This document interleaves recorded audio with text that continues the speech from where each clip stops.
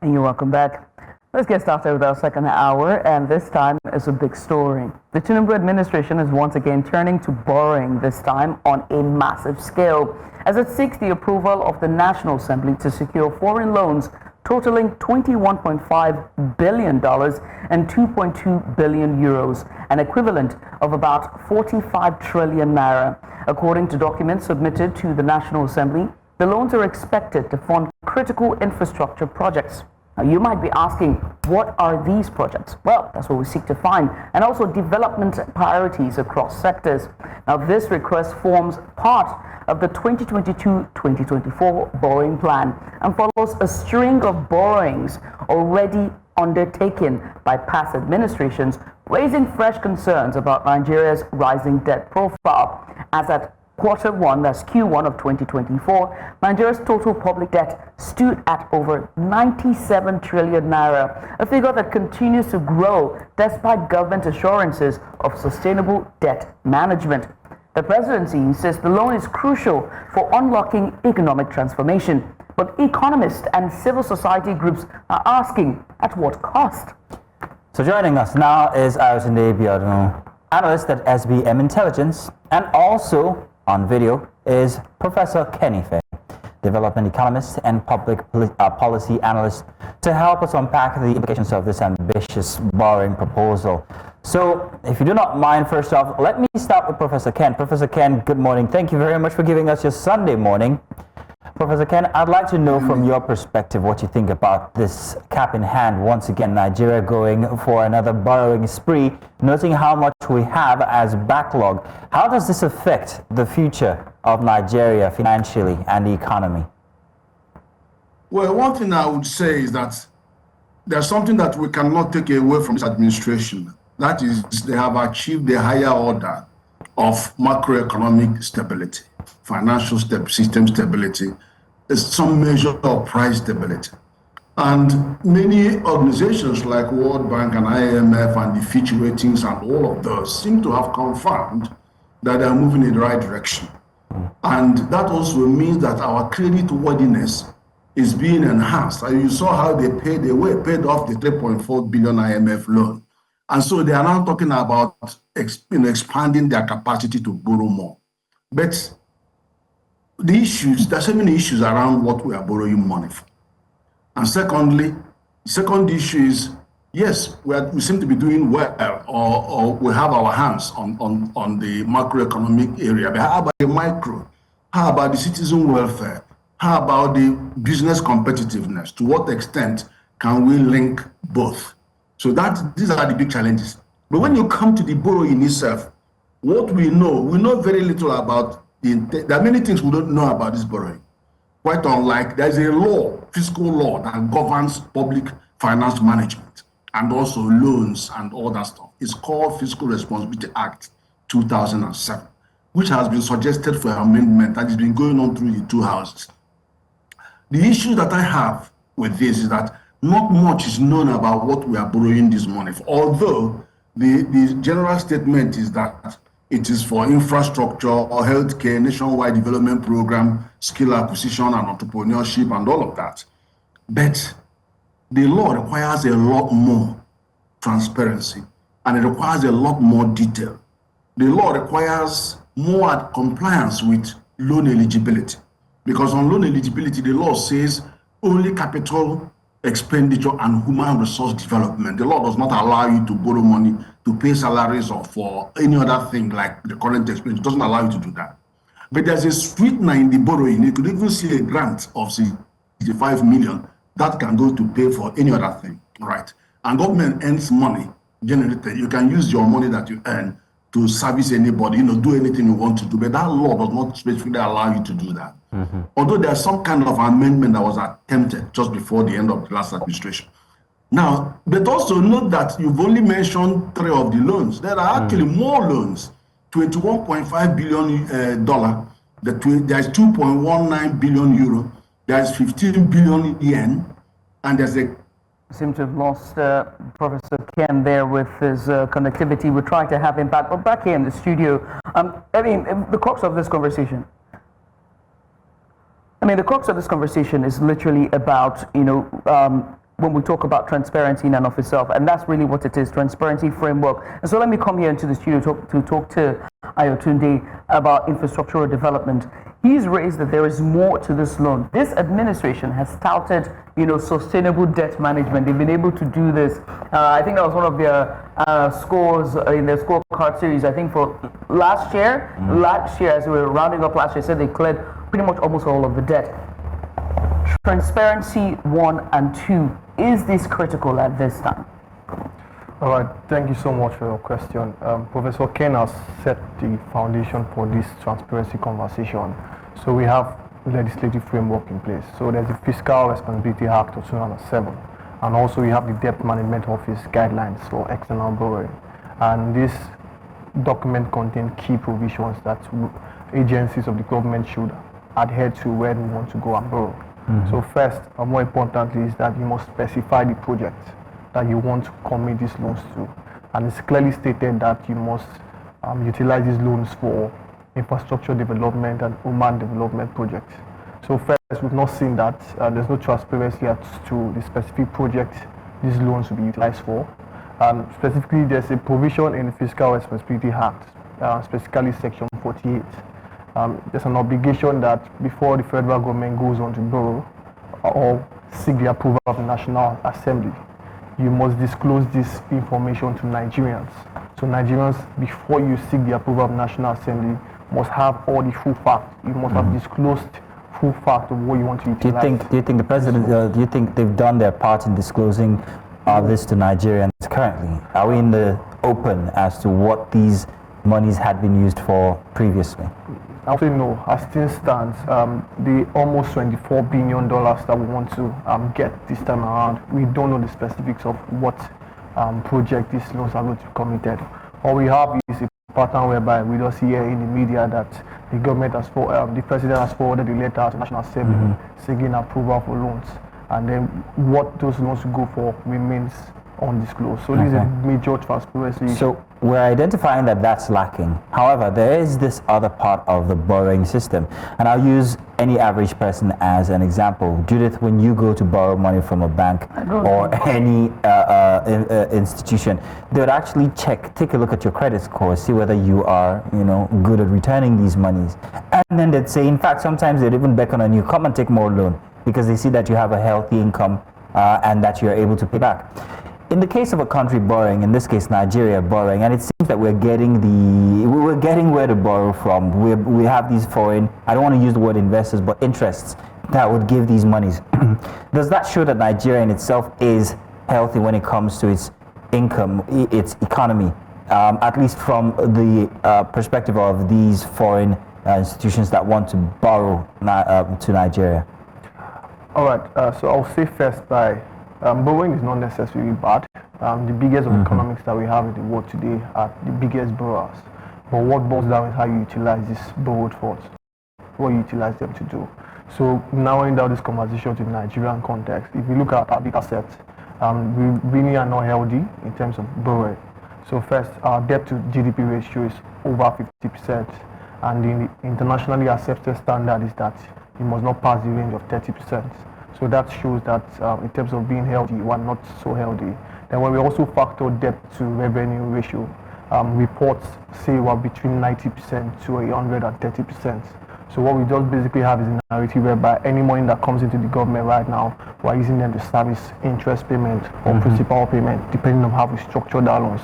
So if you look at those two key major sets, the debt to GDP ratio and debt to revenue ratio, we are way beyond the internationally accepted. What did we just finish paying? Only just the IMF. The IMF That's one. Now, these loans often. Oh, I'm sorry, Judith. I should let you get your question. Let me come to Professor Ken. If we have Professor Ken back on. Professor, you are a development economist, and so one has to ask you. Unfortunately, he's not. We've lost him. We're trying to secure our reconnection back with Professor Ken. Ife is a development analyst and development economist and a public policy analyst. Okay, so good. Now I get the chance to ask you this question. So these borrowings or these monies that we get actually sometimes come with other, incentives, or at least they have certain effects on our, whether maybe reforms or cultures. Sometimes even they take a poke at certain beliefs in religion. So I'm asking, at what end are we having these? Are we borrowing these amounts? Is it just the amounts we're borrowing, or are there other things underneath, maybe fine prints that we don't know about that would have to adhere to be able to get these monies? So that's a big possibility that there are other strings attached. But the fact remains that there's a limit to the information we have to really assess the situation. So again, when you have not solved that transparency issue, we cannot go further to probe. So as things stand, all we just know is about $24 billion is what we want to borrow at this time. We don't know the extra strings that are attached to it. So it's possible because what I think the Nigerian government is enjoying now is the benefit of the posturing we've done over the last 2 years, trying to show to the world that we are reform-oriented. Have we been successful? And to an extent, yeah. I mean, Tinubu took those hard decisions that previous administration shied away from. Taking out the unsustainable fuel subsidy regime, and also doing our market exchange rate reforms. So those have really pushed to investors that we might be on the right track. So Tunde, yeah, I have to ask this, and now that we're talking about this credibility and international markets and what it means for our Nigeria's fiscal discipline, I also do have to ask about our debt sustainability strategy. This administration claims that they have it. Do we have it? To the best of my knowledge, I'm not so sure we do. Again, it's not publicly available. What we have right now are DMO, so the Debt Management Office, has a guideline to ensure that we continue to maintain. But we see that we were split out. We're not sticking with the provisions of those guidelines, so that's a problem. What does it mean for us to have? I mean, from what Professor was saying, he said because we only outlined 2, but he says there is more loans that we are reaching out to get, right? And one has to be concerned about the sectors that these loans are going to. Looking at our history and our sectors and all the critical sectors and human development capital that they claim they want to do we need all that money to do that? So again, back to the data, we do need that money. So reports have shown that annually, Nigeria needs at least $100 billion to attend to our infrastructural deficit. So again, it shows that for the longest term, we need that continual pipeline of resources to come in so that we can improve the economy and then improve the welfare and lives of Nigerians. So yes, we need those resources. But again, you need more than those resources. You need a political will to push sure that when you get these resources, you're going to utilize them to the best available means to ensure And that's that. So we've not really seen that because again, we don't have full disclosure of what those resources are going to be used for. So when you don't have full disclosure, it gives room for manipulation. So we could get that $24 billion and then we don't really know how to track. We don't know what metrics to look out for to say, oh, these loans have really been utilized for what they were gotten for. So I think we need to apply more pressure on government. So I've seen that this information about we borrowing has aroused a lot of civil society. It has indeed. A lot of people are talking about the amount. Is this the largest that we would be borrowing? I doubt. No, it's not. No, it's not. But in terms of the value, however, have things changed? Are we borrowing these monies and would it take care of the projects that it needs to, or have the prices of these projects themselves gone up? That's perhaps maybe mandated, maybe why the amount we're borrowing. 45 trillion naira, 21.5 billion dollars, 2.2 billion euros. It's quite a lot. You said something about billion yens as well? Yeah, yes, exactly. So the value of these monies that we're borrowing, do you agree that there might be a little bit of what's it called in there regarding what they are meant for when it comes to the projects they're supposed to service? So if I tie that back to a credit report that shows our infrastructural deficit and how we need $100 billion annually to attend to that. So you say 21.4, this covers about 20% of that. So, just? Yeah, in terms of the need, and that's like a little chunk of what Nigeria needs. So that borrowing is needed. Especially when you consider the fact that we have a deficit in our budget of about 13 trillion naira. So Right. we need money to come in. To And 13, why not borrow 13? Why borrow 45? You know, I mean, the math isn't mathing. Well, the math is not mathing because we don't have full disclosure. And again, Right. if we had information as to what they want to utilize those resources to do, then we can now really assess and say, oh, does this project really worth this amount of value and be quoted for it? Right. So alternatives, right? And hopefully, you know, you can aid me with this. If we make enough money, and by making money, I mean that our IGR, internally generated revenue, plus, you know, a foreign investment, foreign direct investment, FDRs that come into the country, we've seen that slowly decline, or is it good enough? Is it up to par that we can be rest assured that if we're taking the 45 trillion naira from all of these loans that we're taking from different countries to supplement the budget, that we can be able to repay that with our IGR and our FDR? That's one part of it. But if it's not, what then can we do? What's the alternative as opposed to borrowing 45 trillion naira lump sum? All right, so your first question on internally generated revenue.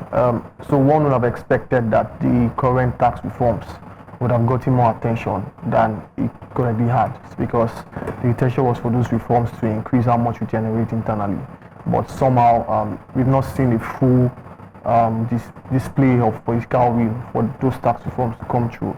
The last information is just about 2 out of 4 bills have been passed. So that's we've not had full credit in that area. So again, we're not. I don't know. The posture is not really full. It's a thing of where you need to really get one aspect of your governance right, so as to posture to the international market and investors that you're really serious about utilizing borrowed funds. We also need to flag that the Tinubu administration has been creative in terms of how it generates funds, in terms of borrowing. So unlike the Buhari tenure that we like to really on raise means from the CBN, the Tinubu administration have been going around to do a lot of Euro bonds. It's more focused on relationships. Yeah, leveraging Western relationships with the Chinese, because we see China dropping about 15 billion years this time around. So in terms of sustainability, we have done away with ways and means to an extent, because that really impacted our local economy in terms of skyrocketing inflation, because we're just printing naira basically. So the Tinubu government is trying not to do that. I mean, the posture not to do that and trying to utilize multilateral organizations and institutional investors who are interested. So how long do you think the National Assembly will take before they grant this request? Do you think we're far from that, or it's going to be?